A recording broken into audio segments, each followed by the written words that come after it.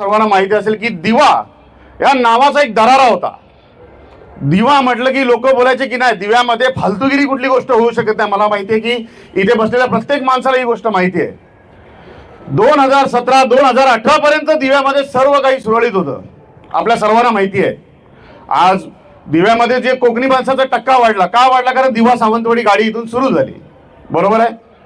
या दिवा सावंतवाडी सुरू झाल्यामुळे भांडूप, मुंबई या सर्व ठिकाणी असलेला कोकणी माणूस दिव्यात आला आणि इथल्या स्थानिकांबरोबर अगदी गुन्ह्या गोविंदाने आज आपण राहिलो. आज हा गणेशनगर पट्टा झाला.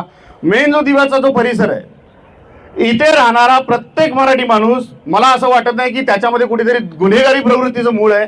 साधा माणूस, कामाधंद्याला जाणारा माणूस सकाळी 7 वाजता जातो, संध्याकाळी 7ला घरी येतो. ही परिस्थिती, कधी अशी परिस्थिती आली नाही. पण मित्रांनो, 2017 2018च्या नंतर दिव्यामध्ये आज तुम्हाला परप्रांतीयांचा धुळगूस दिसेल. कोणीही स्पष्ट भूमिका घेत नाही, कुठलाच पक्ष घेतलाय.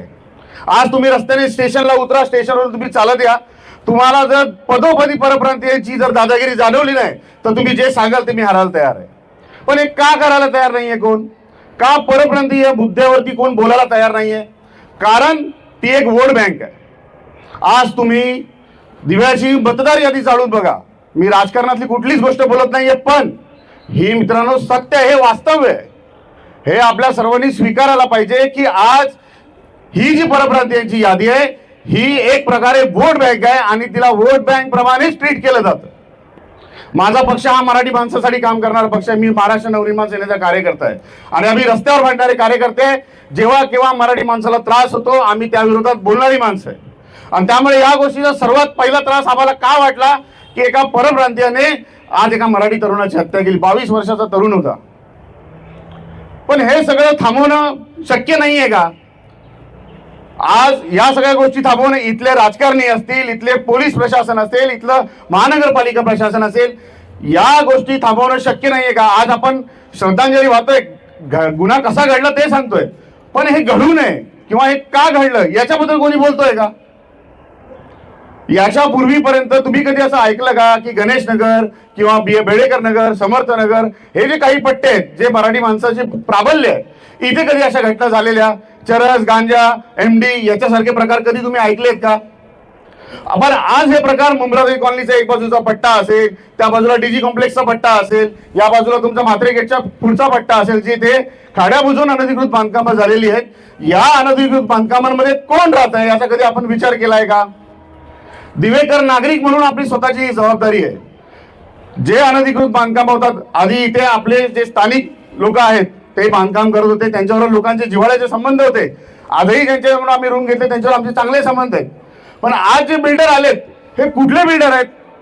तुम्ही मला सांगा की या बिल्डरांची आडनावं काय आहेत, नावं काय आहेत? ज्यांना कधी दिव्यात कधी कोणी ओळखलं नव्हतं अशी माणसं आज बिल्डर आहेत.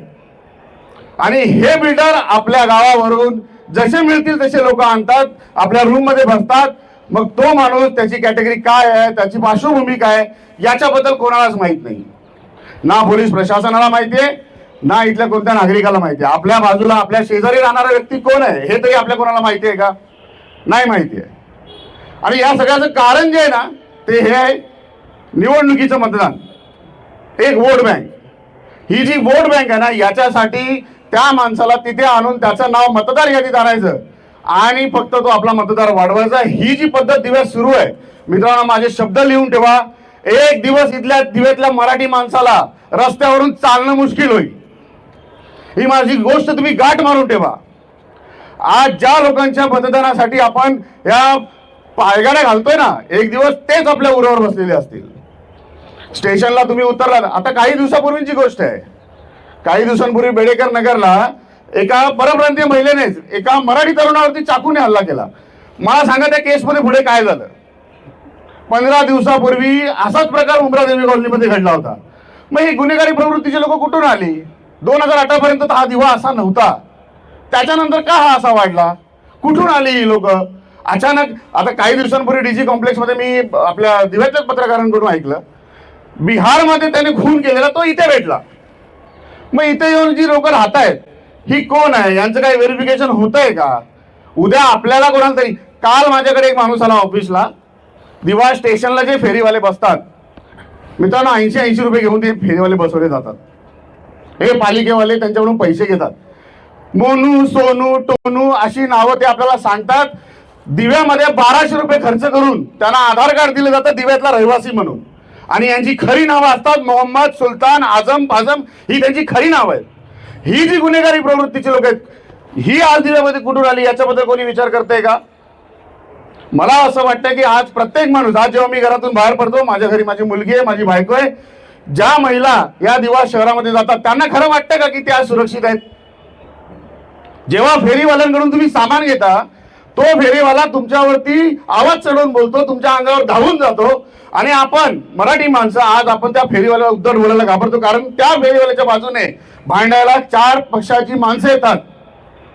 मग हा जो राजकीय वेध आहे, याच्याबद्दल आपण कधी बोलणार नाहीये का?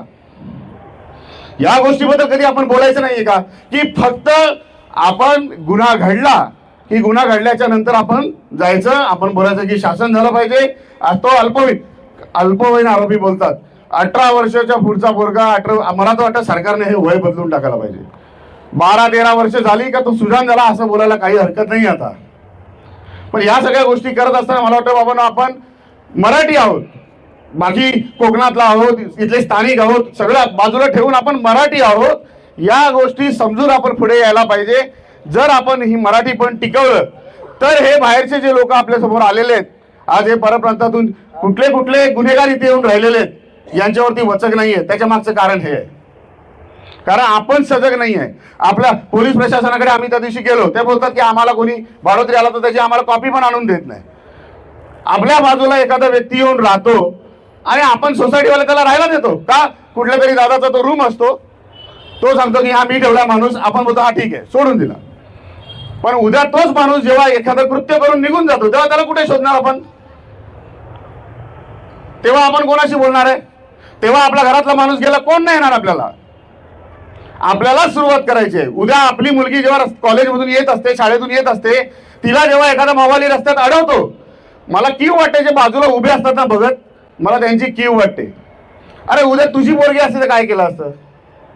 काल एक प्रकार घडला दिवा स्टेशनला, मंगळवारी घटना घडली. तुम्हाला सांगतो मित्रांनो, दिव्यात पोलीस प्रशासन पण जे आहे त्यांनी मला असं वाटतं की मनापासून काम करायला पाहिजे. मंगळवारी एका मुलीला दमदाटी होते स्टेशनला, प्लॅटफॉर्मला. तिला मारणारी महिला जी आहे ती सुद्धा परप्रांतीय असते. ती मुलगी तक्रार करायला जाते तर पोलीसवाले सांगतात की नाव आणि तिचा पत्ता घेऊन ये तर आम्ही तक्रार घेऊ. आता जो माणूस सकाळी कामाला जायला निघाला त्याला भेटलेल्या व्यक्तीचा पत्ता आणि तो घेऊन फिरतो का? पण त्या व्यक्तीची तक्रार घेतली गेली नाही. दुसऱ्या दिवशी तिची आई तिला सोडायला गेले 4 दिवस तिची आई रोज सकाळी 6 वाजता तिला सोडायला जाते. तीच परप्रांतीय तरुणी दुसऱ्या दिवशी आणखी 2 मुलांना घेऊन तिला शोधायला येते. सुदैवाने तिने वेळ बदलला म्हणून आपला कामाला जाण्याचा. आणि काल जेव्हा मला ही गोष्ट कळली, आमच्याकडे ती गोष्ट आली, मग काल आम्ही जेव्हा पोलिसांना जाब विचारला तेव्हा रात्री गुन्हा नोंदवला गेला. हा अक्षम्य दुर्लक्षपणा कशासाठी आहे? हे आपल्या घरातल्या कोणत्या मुलीबरोबर झालं तर आपण सहन करू का? लोकांनी ही मानसिकता टाळायला पाहिजे. मी त्या दिवशी आलो इथे जेव्हा अभिजितचं पार्थिव शरीर आलं, मला लाज वाटली. मी माझ्या सहकाऱ्यांना बोललो, जेव्हा आतमध्ये घुसलो सगळी दुकानं चालू, जसं काही घडलंच नाही, सगळी दुकानं चालू होती.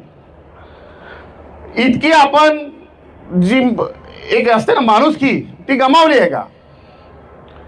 एखाद्या व्यक्ती ज्याचं काल रात्री इथे हत्या झाली, इथले जर दुकानदार असतील, जे नागरिक असतील, ते जर सरळ दुकान उघडे ठेवून आरामात बसलेत, मला वाटतं की आपण मानसिकता जी आहे आपली बदलायला पाहिजे, तरच याच्यात कुठेतरी बदल घडेल. मी अभिजितला खरंच मला माझ्या पक्षाकडून, माझ्या सर्व सहकाऱ्यांकडून मी श्रद्धांजली वाहतो. आणि आपल्या सर्वांकडून मी एक अपेक्षा करतो की आपल्या आजूबाजूला असलेली जी लोक आहेत ही कोण आहे याची आपण चौकशी कराल, प्रशासनाला सहकार्य कराल, स्वतःला सहकार्य कराल, आणि कधी एखादी चुकीची गोष्ट होत असेल तर त्याच्यामध्ये पडाल, इतकीच मी आपल्याकडून अपेक्षा व्यक्त करतो. धन्यवाद.